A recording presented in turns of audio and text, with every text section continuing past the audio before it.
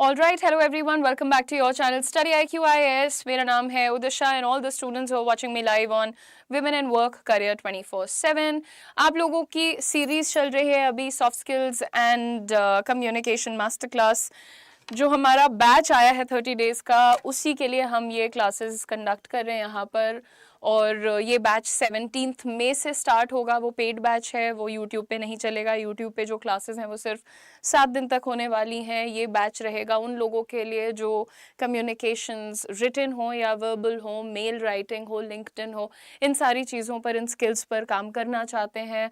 Specially वो लोग जो इंटरव्यू में स्ट्रगल करते हैं, चाहे वो कॉम्पिटिटिव एग्जाम के इंटरव्यूज़ हो जाएं या फिर प्राइवेट सेक्टर जॉब्स के, प्रमोशन के, जिस तरीके के भी इंटरव्यूज़ आप लोग देते हैं, तो आपके लिए ये काफ़ी यूज़फुल बैच हो सकता है. बैच के डिटेल्स मैं मिड ऑफ द सेशन आपको बता दूंगी. आइए शुरुआत करते हैं हमारे आज के टॉपिक की. Hi everyone, welcome. मैं बिल्कुल ठीक हूँ, thank you for asking. Hi everybody on both the channels. दोस्तों, आज का जो हमारा टॉपिक है that is how to ask anything. When I say how to ask anything, basically हम आपको पढ़ाने वाले हैं इंटेरोगेटिव सेंटेंसेस, यानी कि सवाल कैसे बनता है अंग्रेज़ी भाषा में. सो इंटेरोगेटिव क्वेश्चंस बनाने के 2 तरीके होते हैं वैसे तो, उनमें से एक हम आज सीखेंगे यहाँ पर. सबसे पहले देखिए, इस तरीके से हम अक्सर बात करते हैं कि what is your name, where do you live, what do you do, etcetera etcetera. So when did you arrive, why are you late. ये आप इसमें देखें कॉमन क्या चीज़ है. कॉमन है आपका ये वर्ड WH वर्ड. ठीक है, तो हमारे जो ये वर्ड्स हो जाते हैं ना, जैसे कि व्हाट, वेयर, व्हेन, व्हाई, इन सब के साथ एक H वर्ड भी होता है विच इज़ हाउ, तो वो भी इंटेरोगेटिव ही माना जाता है. अब देखिए, जब भी हमें पूछना होता है ना क्यों, क्या, कैसे, कब, एट्सेट्रा, कहाँ, ये सारी चीज़ों के लिए आप ये हिंदी के वर्ड्स पहचानते हैं एटलीस्ट. ठीक है, तो जब भी आपको ये वर्ड सुनाई हिंदी में दें और आपको अपनी बात को अंग्रेजी में रखना है, तो आज जो मैं आपको 2 फॉर्मूला बताऊंगी, ऑल्सो मैं सिर्फ 2 टेंसेस के लिए आपको इंटेरोगेटिव सिखाऊंगी. आपको पता है कि 3 टेंसेस होते हैं, प्रेजेंट, पास्ट एंड फ्यूचर, और उनके अंदर भी 4 सब कैटेगरीज होती हैं. तो मैं सारी सब कैटेगरीज के लिए नहीं, लेकिन जो सबसे कॉमनली यूज्ड टेंस और टेंस की फॉर्मेशन होती है वो आपको यहाँ बताने वाली हूँ. सो आई रिक्वेस्ट कि आप लोग प्लीज़ ओके, तो आई वुड रिक्वेस्ट कि आप लोग वो जो मैं आपको फॉर्मूला वगैरह दूंगी और जो भी छोटे मोटे शॉर्टकट्स बताऊंगी उसको नोट डाउन कर लीजिएगा. यहाँ पर आप ध्यान दें अगर, तो आपका जो जितने भी सेंटेंसेस दिख रहे हैं, सबसे पहले आपको दिख रहा है आपका WH वर्ड. फिर देखिए इज, डू, डिड, आर, ये क्या हो जाते हैं आपके हेल्पिंग वर्ब्स या फिर आपके ऑक्सिलरी वर्ब आपको दिखाई दे रहा है. उसके बाद आपका प्रोनाउन यहाँ दिखाई दे रहा है, और यहाँ पे नाउन भी आ सकता है. जैसे अगर किसी को ये पूछना है कि उदिशा कहाँ चली गई, तो अब वो पूछेगा where did Udisha go, where did Udisha go. So ये जो आपका प्रोनाउन है, यहाँ पे नाउन भी आ सकता है. तो बेसिकली आप यहाँ सब्जेक्ट लिख लीजिए. ठीक है, subject could be a noun और अ प्रोनाउन. एंड देन आपको जो कुछ भी एक्स्ट्रा पूछना है, जो भी आप पूछ रहे हैं, जो भी आप जानकारी हासिल करना चाह रहे हैं, वो टॉपिक आप यहाँ पर लिख सकते हैं. ठीक है, तो ये तो एक बेसिक सा फॉर्मूला हो गया. अब थोड़ी सी एक और इम्पॉर्टेंट बात देखते हैं कि ये जो हमारी ऑक्सिलरी वर्ब है बेटा, जैसे अभी यहाँ पर किसी ने लिखा है I am live in UP. I am live in UP बिल्कुल गलत सेंटेंस है, ऐसे नहीं बोला जाता है. हम उत्तर प्रदेश में रहते हैं तो कैसे कहेंगे आई लिव इन यूपी. ठीक है, मैं रहती थी, I used to live in UP, रहती थी के लिए, या फिर आई लिव्ड इन यूपी, इस तरीके से बोल सकते हैं. तो आपकी जो ऑक्सिलरी वर्ब्स होती है ना, is, am, are, was, were, do, did, does, ये क्यों लगते हैं, ताकि टाइम का जो इफेक्ट है वो बिल्कुल क्लियर रहे. प्रेजेंट में बात हो रही है तो कौन से ऑक्सिलरीज लगेंगे, पास्ट में बात हो रही है तो कौन से ऑक्सिलरीज लगेंगे. तो इसी के साथ आइए शुरुआत करते हैं. सबसे पहले समझते हैं कि ये जो आपके इंटेरोगेटिव वर्ड्स हैं, ठीक है, सवाल पूछने के लिए जो आपके शब्द हैं, उनका अर्थ क्या होता है. वॉट का मीनिंग आप समझते हैं, the meaning of what is क्या. तो जब भी आप कोई चीज़ की इंफॉर्मेशन ले रहे हैं, कोई जानकारी स्पेसिफिकली ले रहे हैं, वहाँ पर आप what यूज़ करते हैं, जैसे what is your name, what do you do, what do you like। तो जब भी आप क्या पूछना चाहते हैं वहाँ पर आप what शब्द का इस्तेमाल करिएगा, ठीक है।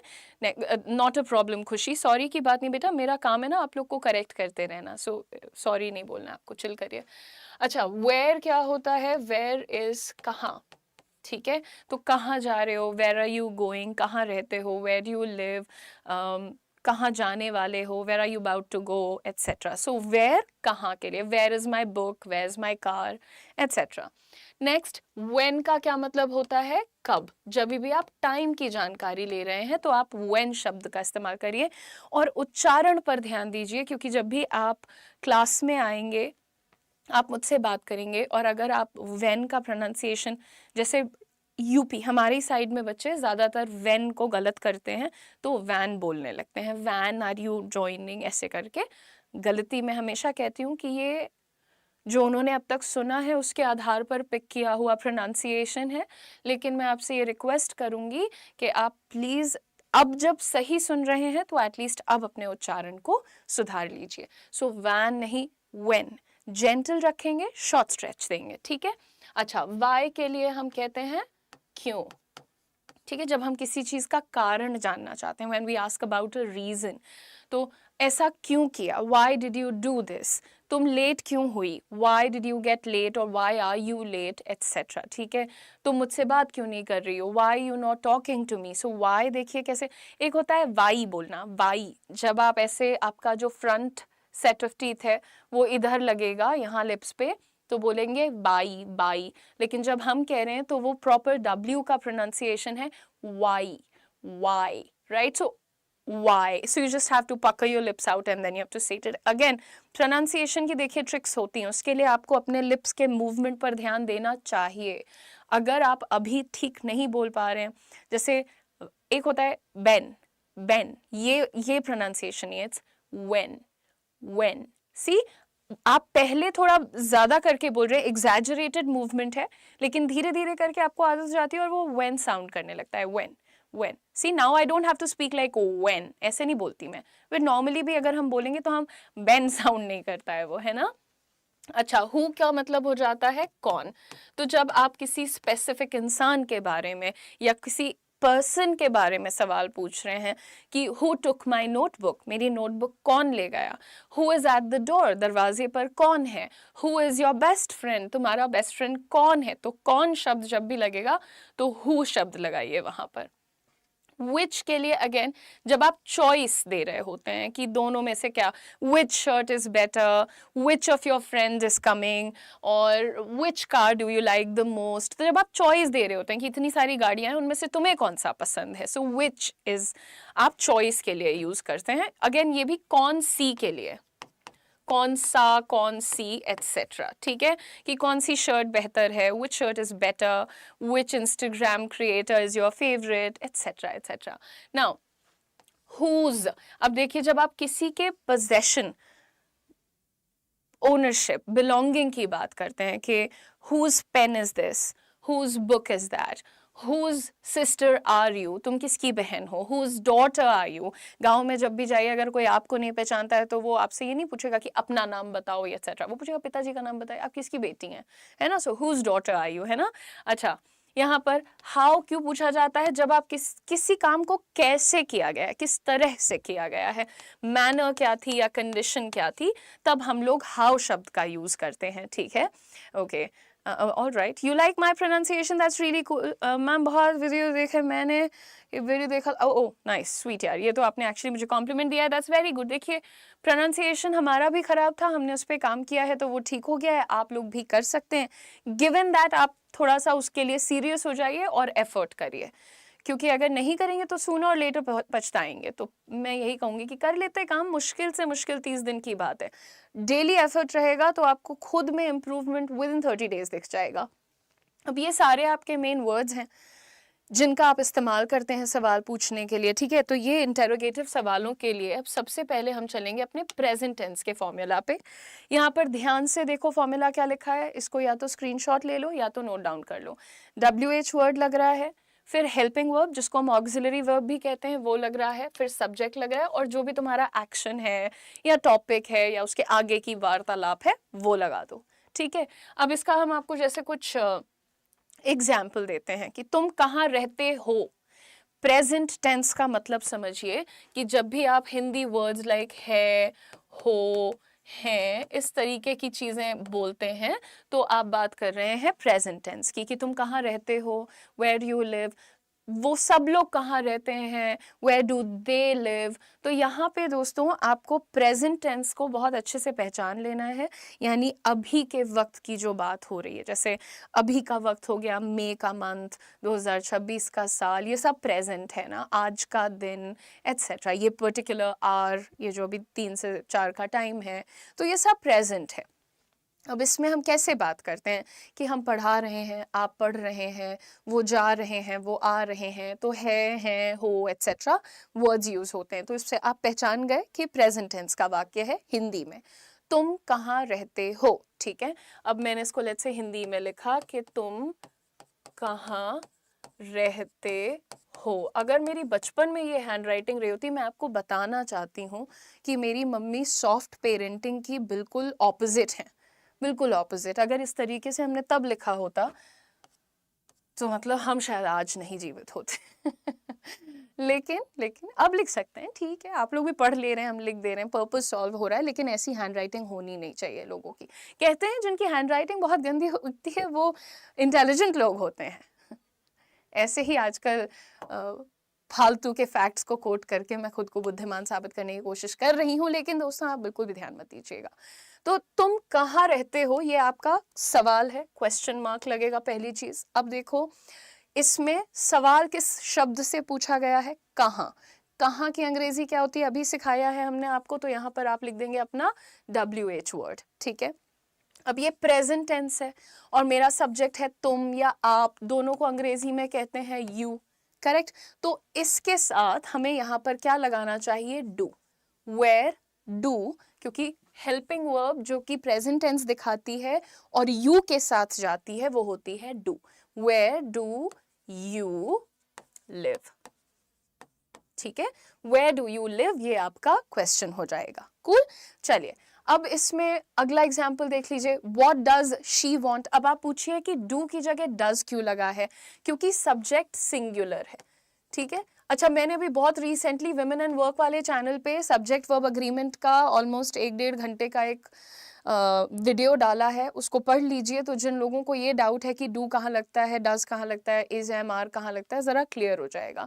तो जब भी आपका सब्जेक्ट सिंगुलर है तो आपका ऑक्सिलरी वर्ब भी, मेन वर्ब भी उसके साथ वैसे ही लगाना पड़ता है, सिंगुलर लगाना पड़ता है। अब यहाँ पर देखो हमने ऑक्सिलरी वर्ब सिंगुलर लगाया है। जब भी डज एक सेंटेंस के अंदर होता है उसके वर्ब के साथ एस और ईएस नहीं लगता है। अगर एक वाक्य में डज लगा हुआ है, ठीक है, जैसे हम कभी भी ये नहीं कहेंगे कि she does not likes mango, she does not like mango, और ऐसा हम सिर्फ तब करेंगे कि शी लिख रहे हैं और लाइक लिख रहे हैं जब हमारे सेंटेंस में डज का इस्तेमाल हो रहा होगा। ठीक है, चलिए अब आगे देखते हैं, Why are they laughing, वो क्यों हंस रहे हैं। आप बस फॉर्मूला देखिए, WH वर्ड आ रहा है आपका, फिर आपका हेल्पिंग वर्ब आ रहा है, फिर सब्जेक्ट आ रहा है, और जो भी वो एक्शन कर रहे हैं जिससे जुड़ा हुआ आपका सवाल है वो आप पूछ रहे हैं यहाँ पर। ठीक है, चलिए When is the meeting, meeting कब है। तो आप दोबारा देखिए कि प्रेजेंट टेंस की बात हो रही है तो हमने कौन कौन से हेल्पिंग वर्ब्स यूज किए हैं, डू, डज, आर, इस तरीके से, और एम भी हम यूज कर सकते हैं कि आखिर मैं हूँ कौन बोलने वाली, who am I to say anything, who am I to say anything, है ना। हम कहते हैं ना हिंदी में, भाई मैं कौन हूँ कुछ बोलने वाली, who am I to say anything. इस तरीके से हम एम भी यूज करते हैं। एम कैसे डिसाइड होगा कहाँ लगेगा, जहाँ आई लगेगा। एम किसी और के साथ तो नहीं लगता ना, ही, शी, दे, देम एटसेट्रा के साथ, एम सिर्फ और सिर्फ आई के साथ लगता है। तो वहां पर आप क्या करिए, जानते रहिए एम लगा है मतलब सब्जेक्ट आई है, सिंपल एज दैट। अब एक बात आपको बताते हैं, यहाँ पर इसको क्लियर करना पड़ेगा। ठीक है, देखिए आपको डू कब यूज करना है, आई, यू, वी, दे के साथ। आई, यू, वी, ये आई यू वी दे। ठीक है, ये जो आपके सब्जेक्ट्स हैं, अगर आपके वाक्य में सब्जेक्ट है मैं, आप, वे, हम, ऐसा कोई भी सब्जेक्ट है तो आप क्या करेंगे, डू का इस्तेमाल करेंगे। ठीक है, मैं कहाँ रहती हूँ, वेयर डू आई लिव, मैं कहाँ रहती हूँ, वेयर डू आई लिव। अच्छा, इसके बाद डज का इस्तेमाल आप कहाँ करेंगे, ही, शी, इट के साथ करेंगे। जब भी वाक्य में ही और शी और इट दिख रहा है हूँ का साउंड है, तो आप डज का इस्तेमाल करेंगे कि वो कहाँ रहता है, वेयर डज ही लिव, वो कहाँ रहती है, वेयर डज शी लिव। किसी डॉग के बारे में पूछा जा रहा है कि वो कहाँ रहता है, the dog, it lives, where does it live. जानवर के लिए हम लोग इट यूज करते हैं, नॉन लिविंग थिंग्स के लिए हम लोग इट यूज करते हैं। ठीक है, तो ये भी स्क्रीनशॉट लेके रखिए। हमेशा याद रखिएगा कि आर, इज और एम तब यूज करिए अगर आपके पास वर्ब ing के रूप में है, यानी कि कॉन्टिन्यूअस है। यानी अगर आप ऐसा बोल रहे हैं कि हम पढ़ा रहे हैं, आप क्या पढ़ा रही हैं, वॉट आर यू टीचिंग, तो यू लगा हुआ है पर हमने आर क्यों लगाया, क्योंकि हमारा वर्ब कॉन्टिन्यूअस है। क्या पढ़ा रही हैं, हैं, हूँ, एटसेट्रा के लिए तो आप डूडस से काम चला सकते हैं। रहा है, रही है, एटसेट्रा के लिए फिर आपको इज, एम, आर, एटसेट्रा में जाना पड़ता है। ठीक है, मूविंग ऑन एवरीबॉडी। आप लोगों को हम बता रहे थे शुरुआत में कि ये बैच है, कंप्लीट बैच है spoken English, soft skills, communication का। आपके इंटरव्यूज हैं, आपका प्रोनाउंसिएशन है, आपका कॉन्फिडेंस है, आपकी रिटन कम्युनिकेशन है, वर्बल है, बॉडी लैंग्वेज है, ओवरऑल ग्रूमिंग है। We are targeting every single thing in this batch. आप इस बैच का स्टडी प्लान देख सकते हैं एंड देन फिर आपको क्लैरिटी मिल जाएगी कि आपके लिए कितना ज़्यादा यूज़फुल हो सकता है। बहुत सारे ऐसे प्रोफेशंस हैं जहाँ पर आपको मालूम है कि अगर आप अंग्रेज़ी में बात नहीं कर रहे हैं तो आप बेसिकली हायर नहीं किए जा रहे हैं। और आम तौर पे भी अगर देखा जाए तो the language of business India में ही नहीं, across the world I am saying, वो भी अंग्रेज़ी है। तो रिक्वायरमेंट तो इसकी कम नहीं होने वाली है, राइट। तो आप लोगों को थोड़ी सी कोशिश करना है और अपने आप को ये अपॉर्चुनिटी देना है। अभी आपके पास टाइम भी है, फ्री भी हैं आप थोड़े से, तो प्लीज़ वर्क ऑन दिस। आप अपना स्किल बिल्ड कर सकते हैं, you can give yourself that opportunity. मेरा बैच सिर्फ 30 डेज़ का है और आई थिंक मैं सिर्फ इसको साल में एक बार, अभी तो आई थिंक पूरे साल में एक ही बार ले आई हूँ। सो नेक्स्ट टाइम फिर क्या होता है, जैसे ही बैच बंद होता है फिर मैसेज आने लगते हैं कि मैम बैच कब आएगा, बैच कब आएगा। तो इट्स बेटर कि आप अभी इस्तेमाल कर ले। एक और चीज़ कि ये स्टार्ट हो रहा है 17 मई से, 30 दिन का ये टोटल बैच रहेगा। ये बैच अवेलेबल है स्टडी IQ की वेबसाइट पे। इसका नाम है, आप देख सकते हैं, soft skills in communication master class. आप इसका स्टडी प्लान भी देख सकते हैं, इसको परचेज भी कर सकते हैं। परचेज करते वक्त आपको ये कोड यूज़ करना है, UM लाइव। फाइनल प्राइस है 2499 रुपीज़। ये आप लोगों के लिए बहुत बेनिफिशियल होने वाला है। 17 तारीख से पहले ज्वाइन कर लेना, बाकी आपकी श्रद्धा। Moving on everybody, past tense पे चलते हैं। पास्ट टेंस पे एक बात बदल जाएगी। फॉर्मूला देखिए, WH वर्ड के बाद हमने डिड लगा दिया है, हमने डू नहीं लगाया, डज नहीं लगाया, हमने डिड लगा दिया है। याद रखिए, पास्ट टेंस में आप WH वर्ड के बाद डिड लगा रहे हैं। वॉज वर्ब भी लगा सकते हैं, लेकिन सिर्फ तब जब आपका वर्ब ING यानी कॉन्टिन्यूअस फॉर्म में है। So WH word, then did, then subject and then you go on to the base form of the verb. यहाँ पर याद रखिए, जब भी आप डिड देखेंगे, डिड नॉट देखेंगे, वर्ब का पहला रूप लगाएंगे। ठीक है, जैसे वेयर डिड यू गो की जगह क्या मैं वेंट लिख सकती हूँ? बिल्कुल नहीं लिख सकती हूँ। लोग कहते हैं पास्ट टेंस में वर्ब का सेकंड फॉर्म लगता है, सही कहते हैं, लेकिन जैसे ही सेंटेंस में डिड आता है, डिड हमेशा वर्ब का फर्स्ट फॉर्म लेता है। Please remember this. ओके, चलिए moving on. What did he say? What did he say? What did he said नहीं बोला है, उसने क्या कहा था? What did he say? उसने क्या कहा था? What did he say? So if you connect these simple phrases, Hindi English, and then you start using them at home, आप थोड़ा सा अपने आप को लेवल अप अभी ही कर लेंगे। Why did they leave? वो क्यों चले गए थे? Why did they leave? So यहाँ पर हमने left नहीं लिखा है, leave लिखा है। ध्यान दीजिए, WH वर्ड के बाद did है, सब्जेक्ट और वर्ब का फर्स्ट फॉर्म है। इंपॉर्टेंट बातें हैं, प्लीज नोट डाउन करते रहिए। अच्छा, इसमें वॉज और वर्ब भी लग सकता है। हमने आपको बताया, अगर जैसे मुझे ये कहना है कि बच्चे क्या कर रहे थे, तो बच्चे क्या कर रहे थे, सबसे पहले क्या की इंग्लिश हो गई व्हाट, फिर हम लिखेंगे वर, क्योंकि प्लूरल बच्चों की बात हो रही है, बच्चे क्या कर रहे थे, तो हम कहेंगे व्हाट वर अरे यार द भी लगाना था, ठीक है, what were the children doing, ठीक है, what were the children doing, आप ऐसा पूछेंगे। अब आपने यहाँ पर व लगाया है क्योंकि आपके पास वर्ब का आईएनजी फॉर्म है। ये जो छोटी छोटी बातें बताते हैं उसको नोट डाउन कर लिया करिए। जैसे हमने कहा था इज एम आर लगाएंगे तो वर्ब का आईएनजी फॉर्म हो जाएगा, वॉज वर्ड लगाएंगे तो भी वर्ब का आईएनजी फॉर्म हो जाएगा, क्योंकि ये कॉन्टिन्यूअस एक्शन की बात करते हैं। अच्छा, ये जो मेरा बैच आ रहा है, मैं इसीलिए बार बार कह रही हूँ कि जो बहुत छोटे बच्चे हैं ना, जो 5वीं 6वीं 8वीं 10वीं, ऐसे 10वीं is okay, but I still feel कि जिन लोगों को एकदम ही ये रहता है कि जी हमें कभी अंग्रेजी सुनी ही नहीं, अब आप सिखा दीजिए, उनको अभी हम ये कहेंगे कि ये बैच आपके लिए नहीं है, थोड़ा सा ग्रोन अप लोगों के लिए है, जो अपना कॉलेज वगैरह शुरुआत कर चुके हैं, जॉब की शुरुआत कर चुके हैं, हाउस वाइफ्स हैं, मतलब ग्रोन अप हैं, है ना, कि दिमाग चलता है। जैसे बता दिया कि बेटा इज का इस्तेमाल करना कॉन्टिन्यूअस के साथ, तो उनको समझ आ जाए तुरंत से, तो उनके लिए ये बैच ज़्यादा यूजफुल है। आगे बढ़ते हैं और आपको एक सिंपल सी बात बताते हैं। जैसे हम सिंपल सेंटेंस है, आपको किसी ने बोला यू लिव इन दिल्ली, ठीक है, आपको बोला सामने से कि तुम दिल्ली में रहते हो, तो आप बोलोगे हाँ जी, और आपको पूछना है कि तुम कहाँ रहती हो, तो आप कैसे पूछोगे, इसको कन्वर्ट करना है अब हमें। ये सिंपल स्टेटमेंट है, पॉजिटिव स्टेटमेंट है। What's the word I am forgetting, assertive, do we call it assertive? See, this is what happens sometimes, it just पानी पी के भी याद नहीं आएगा गाइस मुझे।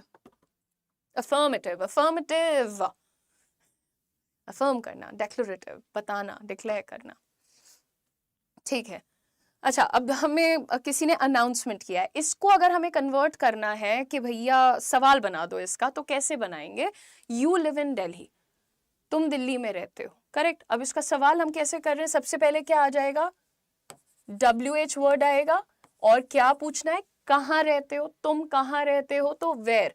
और लिव, देखो लिव क्या है, फर्स्ट फॉर्म है, फर्स्ट फॉर्म से क्या पता चल गया कि ये प्रेजेंट टेंस का सेंटेंस है, this is present tense, so where do you live, ये हो गया हमारा इंटेरोगेटिव, ठीक है। Next, she bought a dress, उसने एक ड्रेस खरीदी। अब अगर सवाल बनाना है तो हम कैसे पूछेंगे कि उसने क्या खरीदा, व्हाट डिड शी बाय। अच्छा, बॉट लिखा है, वर्ब का सेकंड फॉर्म है, मतलब कि ये पास्ट टेंस का सेंटेंस है, तो पास्ट टेंस में क्या लगता है, WH वर्ड, पहले तो व्हाट लिखिए, व्हाट, फिर डिड लगेगा, राइट, व्हाट डिड, फिर सब्जेक्ट आएगा शी, एंड वर्ब का फर्स्ट फॉर्म आ जाएगा buy, what did she buy. Moving on everybody, इनका आंसर आता रहेगा। दे केम येस्टरडे, ये कह रहे हैं कि वो लोग कल आए, तो इसका सवाल क्या होगा कि आपने पूछा था कि ये लोग कब आए, तो दे केम लिखा है, वर्ब का सेकंड फॉर्म है, पास्ट टेंस है, इसको आप लोग भी कन्वर्ट करिए भैया आप लोग भी, कि इसको अगर हम स्टेटमेंट से इंटेरोगेटिव बनाने लग रहे हैं तो क्या हो रहा है, टाइम पूछना है तो पहले तो व्हेन बना दिया हमने अपना WH वर्ड, व्हेन, केम लिखा है यानी पास्ट टेंस है, व्हेन डिड, और आपका सब्जेक्ट दे था, व्हेन डिड दे, और इसका फर्स्ट फॉर्म कम होता है, when did they come. That's how you convert a simple sentence into an interrogative sentence. Moving on everyone, this is your homework for the day. मैं आपको यही बोलूँगी कि भाई आप अपने चारों sentences को convert करके नीचे comment section में अपना आंसर पोस्ट कर दीजिएगा। I will be able to analyse कि आपने कुछ आज सीखा है या कंफ्यूज्ड हैं, और मैं बार बार यही कहना चाहूँगी कि जितने भी लोग हैं जो बोलते टाइम नर्वस होते हैं, प्रोनाउंसिएशन में स्ट्रगल करते हैं, सेंटेंसेस फ्रेम नहीं कर पाते हैं, तो आप लोगों के लिए this is a very very good opportunity. Batch कैसे परचेज़ करना है, ये जो आप वीडियो अभी देख रहे हैं, क्लास देख रहे हैं, इसी के जस्ट नीचे डिस्क्रिप्शन में आप देखें इसका एक लिंक लगा हुआ है, उस लिंक पर क्लिक करिए और वो डायरेक्टली आपको प्रोडक्ट पे ले जाएगा, हमारे प्रोडक्ट पे जाइएगा, बाय नाउ पे क्लिक करने से आपको एंटर कूपन कोड का एक ब्लैंक दिखेगा, उसमें कूपन कोड आपको यूज़ करना है UM Live, because my name is Udisha Mishra live, so that's going to be your coupon code, और आपको ये बैच मिल जाएगा सिर्फ 2499 रुपीज़ में, ठीक है। सो वेरी गुड, जितने लोगों ने यहाँ पर पार्टिसिपेट किया है हमारे स्टेटमेंट कन्वर्टिंग एक्सरसाइज में, वेरी वेल डन। आप लोग इसके भी आंसर्स कमेंट सेक्शन में दीजिएगा, जिसके आंसर्स अच्छे होंगे कल नहीं, मंडे अगली क्लास मंडे को है, कल संडे का ही सबकी छुट्टी है, ये वूहू, कल छुट्टी है, so see you guys after the छुट्टी. Have a good day and do check out the batch. Don't forget to subscribe to the channel, like the video, share the video, hype the video. God bless you. Catch you later.